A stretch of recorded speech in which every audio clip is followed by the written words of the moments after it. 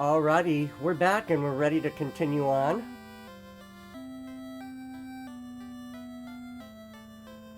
I'm going to showcase some of the spells available to us. So, in the white magic shop, alrighty, let's just do this. So we have Cure. Cure cures about 20 to 25 hit points. The formula is a little bit different outside of combat than it is inside of combat.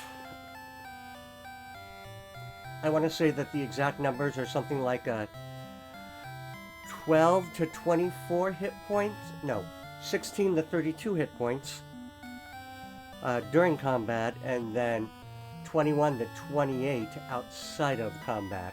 And it's usable by both the red mage and the white mage. Harm is a white mage exclusive. It deals damage to undead monsters. Undeads are pretty easy to identify. We are definitely going to want this, so I'm getting it for my white mage. Fog increases one character's defense by 8 points. Not really worth it, in my opinion. It's better to cure up after combat rather than to try to protect versus damage. There is some use for it, like let's say if you're doing like an all white mage or red mage playthrough, then it could be useful in certain situations, but in a balanced playthrough like what we're doing, no. I would avoid it. You're never gonna waste an action in combat doing this. Ruse increases your evasion by 80 points, which is roughly the equivalent of 40%. It's white mage only, and the white mage can only cast it on himself. Now, the red mage and the fighter will actually be able to use this once we have class upgrade, but we won't get that for a while, and it's not really worth taking. Again, if you're playing like an all white mage party or something, yeah, probably get it so that whoever's in your first 2 slots could use it against hard enemies, but in a playthrough where we have a fighter and a red mage with their chain armor in the first 2 slots, there's absolutely no need for it. Your white mage is hardly ever going to get hit. And that's it.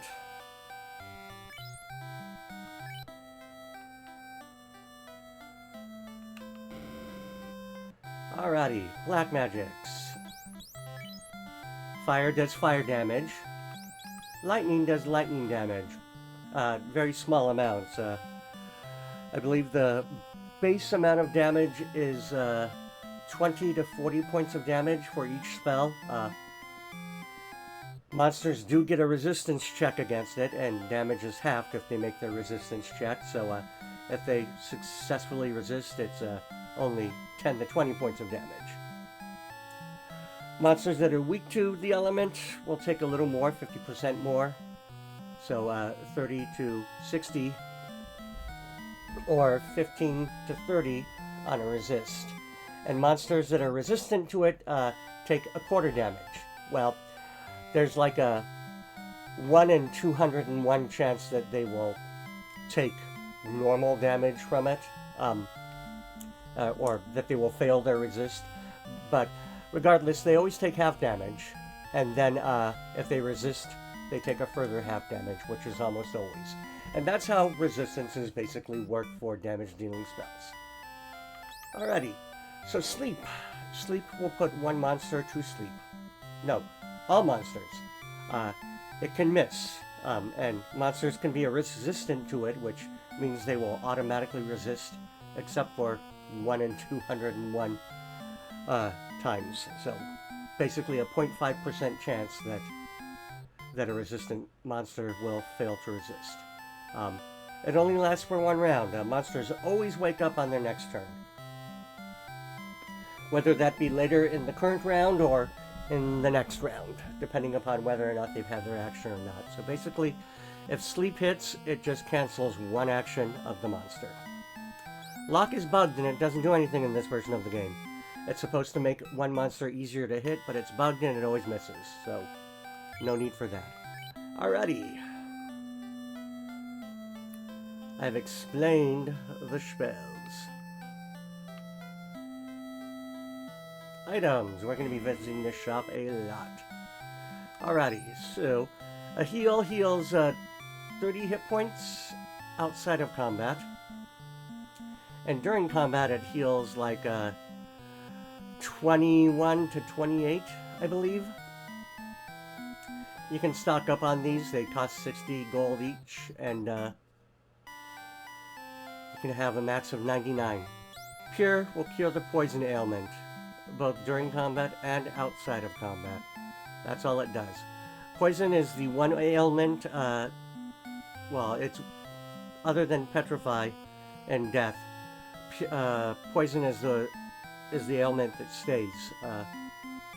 All other ailments will vanish once combat is ended. Of course, death and petrification are the exceptions to that, and those are really difficult to cure, especially this early in the game. And we're going to need to get some of those. A tent will restore, let's say 60 hit points to everyone. Maybe 30 hit... No. Either 30 or 60 to everyone, I don't remember exactly what, but more importantly, it allows you to save. Which you can't do automatically in this game. You have to either stay at an inn or use a camping item like a tent.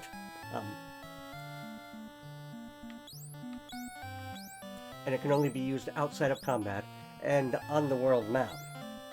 So you can't use them in dungeons. So now we're going to get some pures, and you have to buy them one at a time. You have to select them each time.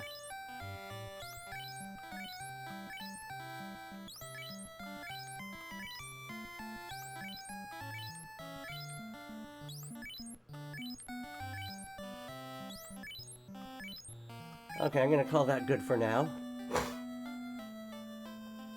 Stocked up on pures.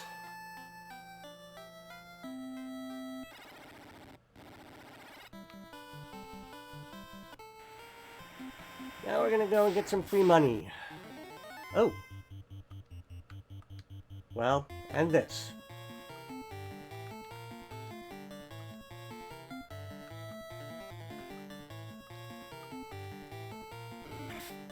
Very lucky fight.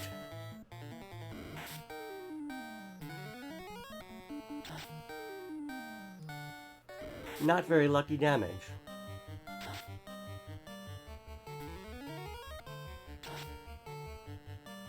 Again, not very lucky damage either.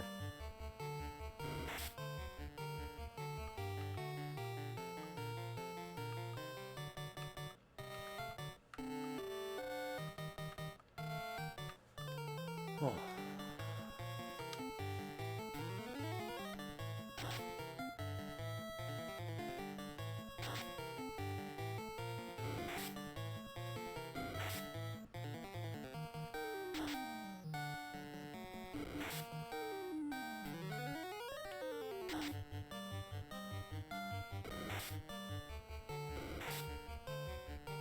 Alrighty.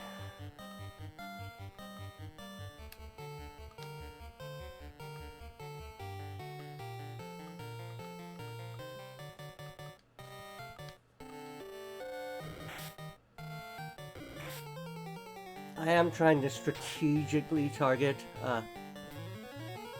monsters so that I don't use too many lightnings on the same one.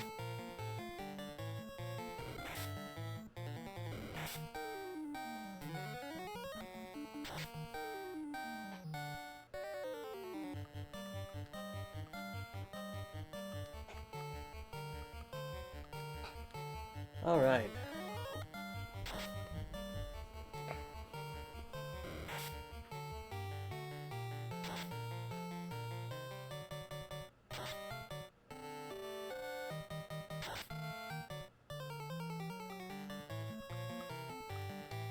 Oops.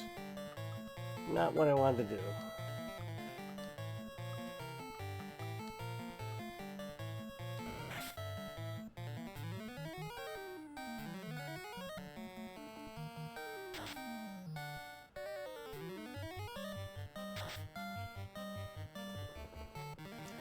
Alrighty. Very nice gift of Lots of money. We're going to go ahead and save our progress on that because that is a lot of money. Very lucky of us to get that. We also used up all of our magic.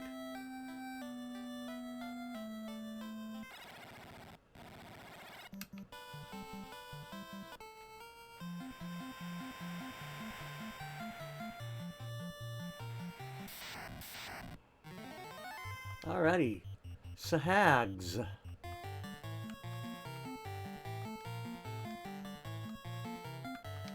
So lightning is almost a guaranteed takeout of one of them. I believe they have 26 hit points. Something like that. And even if they resist, they're going to be taking like 15 points of damage. Minimum.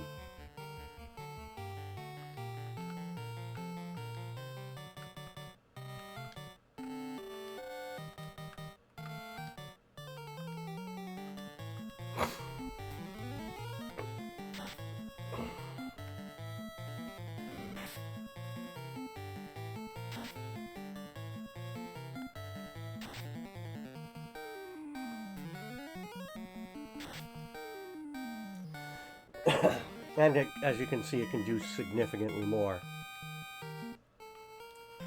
Decent encounter, not quite as lucrative as the Kaizoku's. Alrighty, since we're here, we're going to use one of our tents that we got earlier.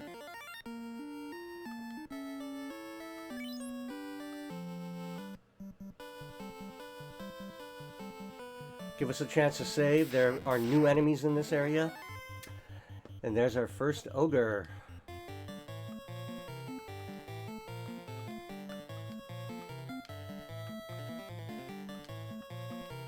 Ogres give a lot of money too, but they can be quite nasty. They can hit really, really hard, as you just saw. Creeps hit fairly hard too.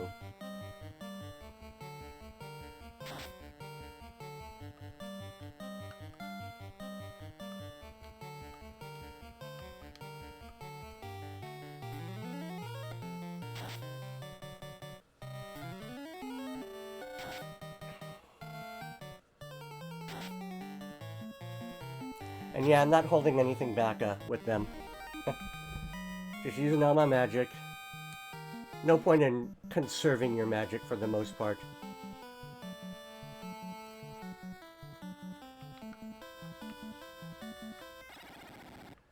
Alrighty.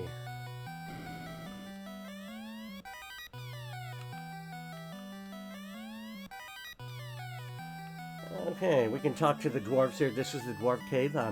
So, with the crystal, even the blind can see. And Astos stole it from Matoya.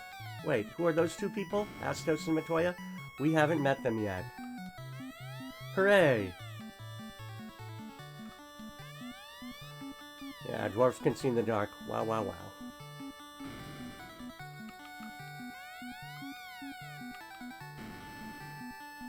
So basically you talk to everyone to get clues. I'm looking for the floater. And you can see important words are capitalized. I'll bet with it, I could float anything. With the floater, you can float stuff. The bracelet can protect you like armor. And so bracelets are what mages can equip, basically, for armor later in the game. That sound, Narek is digging a canal. Narek is digging a canal. Wow. Did you meet our blacksmith?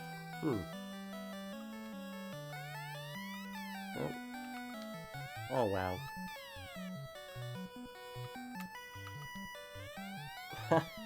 And yeah, getting to talk with people can be difficult. We've seen that clue already.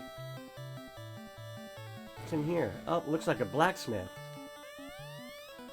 For the Light Warriors, I will make a truly legendary sword. However, my supply of adamant is exhausted.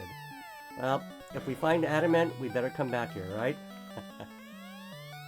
The earth is rotting slowly from the west.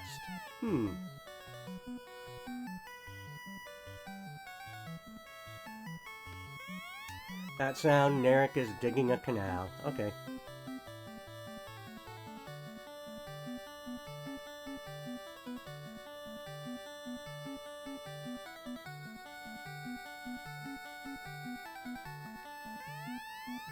A rock blocks construction of my canal. If I only had TNT. Well, if we find TNT, I guess we should come back here and help him with his canal. Ooh, another door locked by the Mystic Key. Oh. That must be the rock that is blocking his canal, right? Okay, so we've gotten our clues.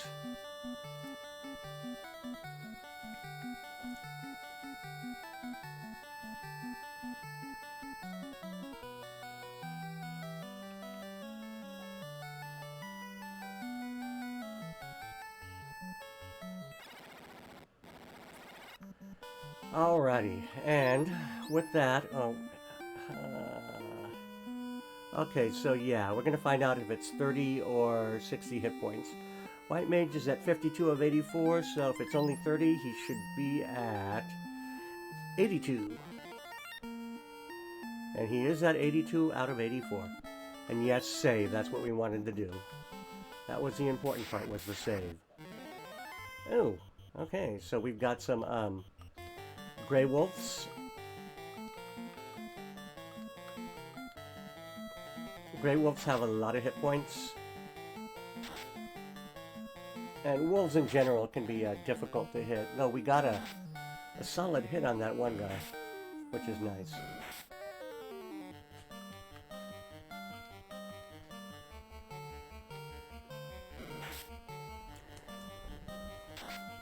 Now, if a monster dies and you still have party members targeted to attack it,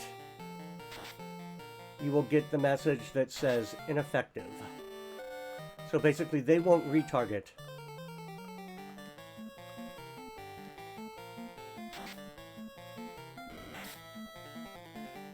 So you have to kind of strategically pick who you're targeting.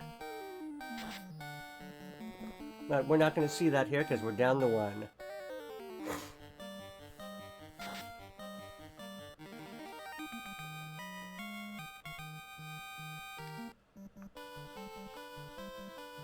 Alrighty.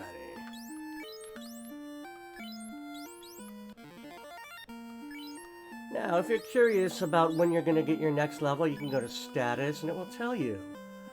For level up, we need 233 EXP, and our total that we've accumulated throughout the entire game for this character is 938. Now, if we go down to him, unfortunately, he needs more because, remember, he died at one point, so he missed out on that experience. Now, his share of the experience that he didn't get was divided equally among the other characters, so it's not like a huge horde thing. But it still kind of sucks because we definitely want our Black Mage to gain levels as quickly as possible. And level 5 is pretty much a milestone, I guess you could say. For mages and for the warrior, or the fighter, as he's called in this game. The fighter will get a second attack at level 5. Well, depending upon the weapon you have equipped. And the mage gets his 3rd level spell. Red Mage won't get a 3rd level spell till level 6.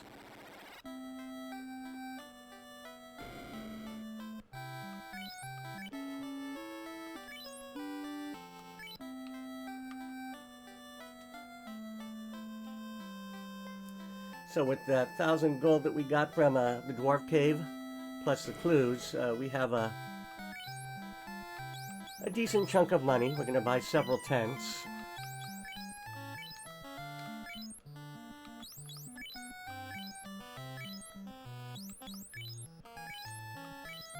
And yeah, I'm buying a lot of tents.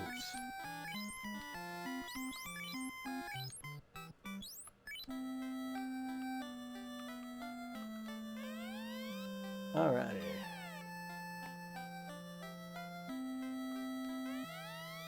Huh. We see Matoya again. Matoya has poor eyesight. She needs crystal to see. Interesting.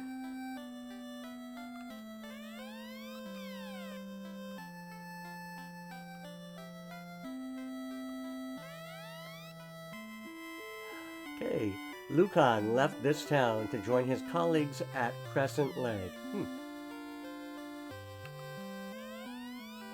Oh, north of Canaria lives a witch named Matoya. Interesting. Well, maybe we should go check on her. We've seen the clue that she needs a crystal to see, but someone named Astos stole it from her. We've learned that from 2 separate clues, so... Oh, occasionally this will happen. You'll see the monsters strike first. Which basically means they get a free turn.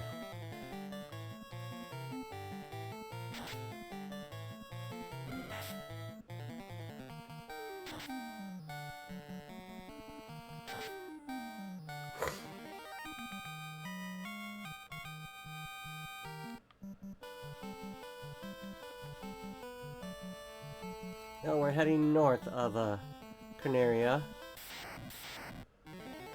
Ooh, a mad pony. New enemy. These guys are less of an issue when they attack a heavily armored person, but they can do a lot of damage versus our mages. They have a decent, as you can see, they have a decent amount of hit points as well.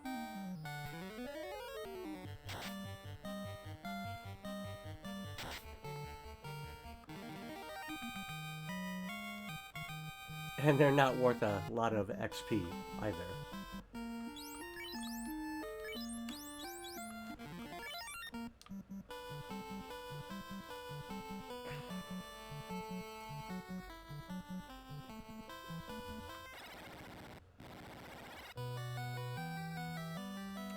Alrighty, this is Matoya's Cave. We got broomsticks walking around.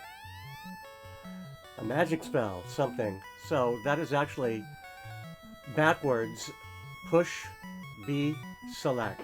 So if you push B and select at the same time, outside, ooh, what do we got here? Where's my crystal? I cannot see anything without it. Who stole my crystal? Okay, well, we know Astos stole it. So we need to find Astos. And we get some treasures.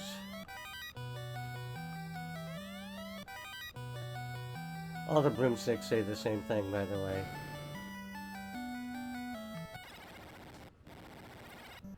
Alrighty, so push B, select. What? Oh. Okay, well, I pressed the wrong button. I'm not using a NES controller. I'm using Xbox. But this is your formation screen. If you just press select, you'll be brought here, and you can switch your party members up. Whoever is at your top slot is going to be shown there. As you can see, we have a different sprite.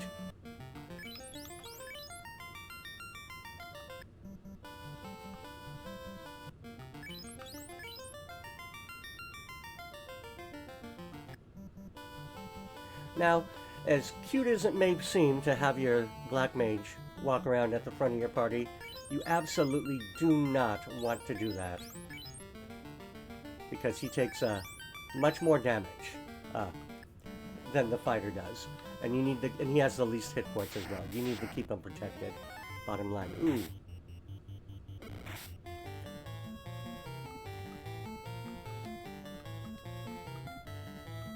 Now those creeps that I'm fighting, they are actually weak against fire. I didn't buy the fire spell. I should probably do that now that I have some money. But, in fact, a single fire spell can actually potentially take them out.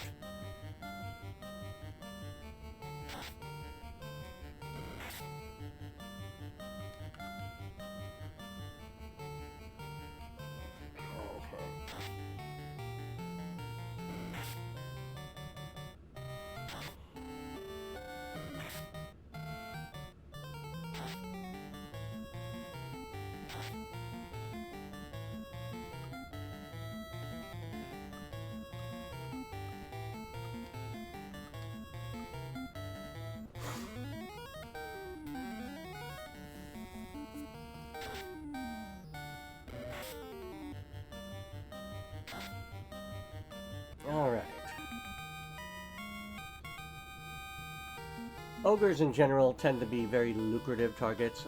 I'm gonna go ahead and save for both money and for EXP.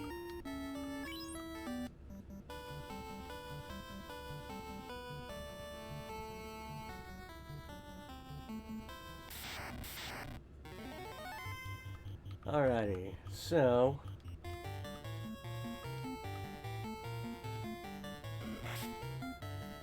more imps.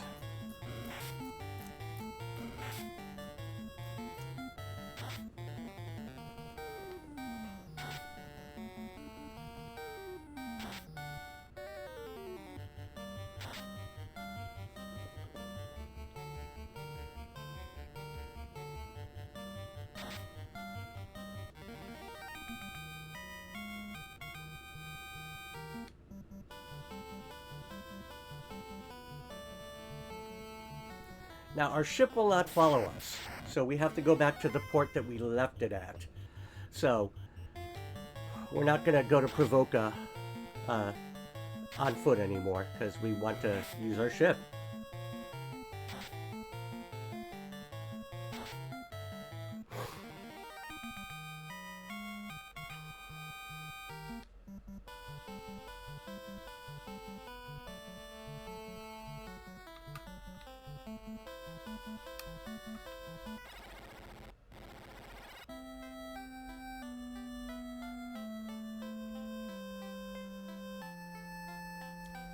So really quickly, as I mentioned before, let's go ahead and grab him fire. Now, there are 4 black magic spells and 4 white magic spells for each level, but you only have room for 3. And you can't unlearn spells in this version of the game. So if you choose bad spells and you want to change them later, it's tough. And there's only 1 save slot on this game. So you don't exactly have the opportunity to go back to a previous save. You just have to start from scratch, start all over at the beginning again if you want to do something differently like that.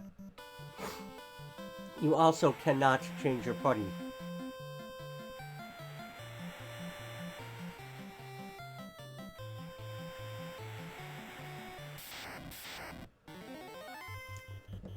So, you're stuck with the jobs that you selected at the beginning of the game. Each job will get an upgrade later.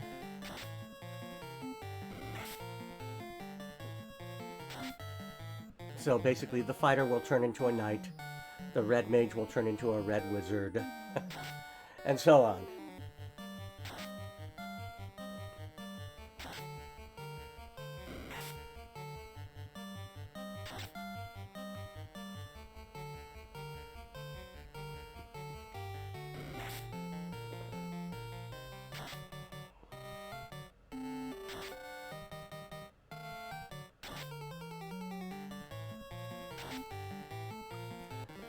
Okay, battle 1.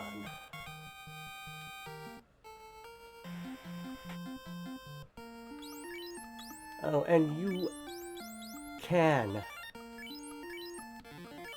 use tents on the boat. Just so you know, you absolutely can do that. Alrighty, so now that we're here, we're going to go over some of the spells. Level 2 magic is available here at Provoca. So Lamp will cure the status blind. It only works in combat and it only works on 1 ally. Blind is really, really rare, and we're not going to see much of it, and it's not that bad of a status ailment anyway. So, not going to bother. And it cures itself automatically after combat anyway, so, and that's why it's not usable outside of combat, I would suppose. Alrighty, Mute attempts to inflict mute on all enemies. Enemies that are muted will not be able to use any of their spells or special abilities. We're not going to be encountering any monsters that have any spells or special abilities for a long time. with like 2 or 3 rare exceptions. ALIT stands for anti-lightning, presumably. It gives you resistance versus lightning, so basically you're going to be taking a quarter damage 99.5% of the time from lightning spells. And this one works on all allies. Invisibility is basically like Ruse, except it only raises your evasion by 40 points, or roughly 20%. But the white mage and the red mage can use it, and they are not limited on casting it only on themselves. They can select any one ally to cast it on instead. None of these are particularly useful at the moment, and they certainly aren't worth the 400 gold price. If you got 400 gold to spend, buy pure potions, buy tents, buy heal potions. Instead of white magic. Now here it's debatable. Ice, it could be useful. We're not going to worry about it for now. So ice is the ice elemental spell. It deals ice damage to one monster. Its base damage is 40 to 80, so half that if they make a successful resistance. Dark inflicts blind on all targets. It can miss. As I said before, you don't really want to bother curing blind, so why would you want to bother inflicting it? What blind does is it makes enemies easier to hit, but only slightly, only by about 20%, and it makes it harder for them to hit you, again only slightly, by about 20%. Temper is bugged and doesn't work in this game, unfortunately. In the remake versions of this game, it does work, and it's phenomenal. It increases attack power of one ally by 10 points. And it's stackable, so you can cast it multiple times to really give a boost to your fighter's damage output. But it doesn't work in this version of the game, so we're not going to do anything about it. Slow reduces the number of hits monsters can make to 1. When we get a little further in the game, you'll notice that when a monster doesn't attack, you'll sometimes see 2 hits or 3 hits. If you successfully cast slow on them, this reduces that number to a maximum of 1. So it can be really good on some monsters that have a lot of hits. For now, nothing is hitting us more than once anyway, so doesn't really matter. It targets all enemies. Anyway, that's that. We're not getting anything. We have some weapon upgrades there, but again, we're not going to get anything.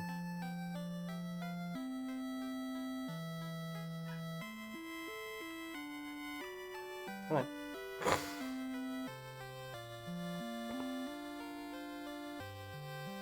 Item shop. Alrighty. So we got heals, we got cures, we got tents, I've already explained. We have a new item, cabins. Cabins work like a tent, except they cure twice as many hit points, so 60, and allow you to save your game. Absolutely not worth it. Buy tents. If you want to buy a cabin, buy 2 tents. Well, you'll save 100 gold, and basically have the same effect, or be able to split up your effect into 2 uses. So yeah, never buy cabins, unless you absolutely have to. You'll find that this town and the previous town, Canaria, are the only towns that actually sell tents, so you might have to buy some later on. Oh, and speaking of tents, I'm going to show you guys something something noteworthy. But not until the next video, so I'd like to thank you guys for watching. If you enjoyed, please make sure you like and subscribe. Leave a comment in the comment section below, and we'll see you next time. Next time, we are going to be going to the Peninsula of Power, and I'm going to show that off. We are not going to win any of the battles there, but I'm just going to show you that little area if you're curious about it. Anyway, thank you very much. Goodbye. Cheers.